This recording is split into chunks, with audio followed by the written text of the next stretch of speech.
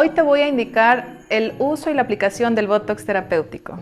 Vamos a relajar la zona del músculo macetero, en donde colocamos 3 puntos de toxina botulínica o Botox, como le conocemos, y esto va a permitir que esa hiperactividad durante la noche disminuya. Además de nuestros pacientes que acuden a partir de esta hiperactividad muscular del macetero, relacionan también con dolores de cabeza o migrañas en racimos.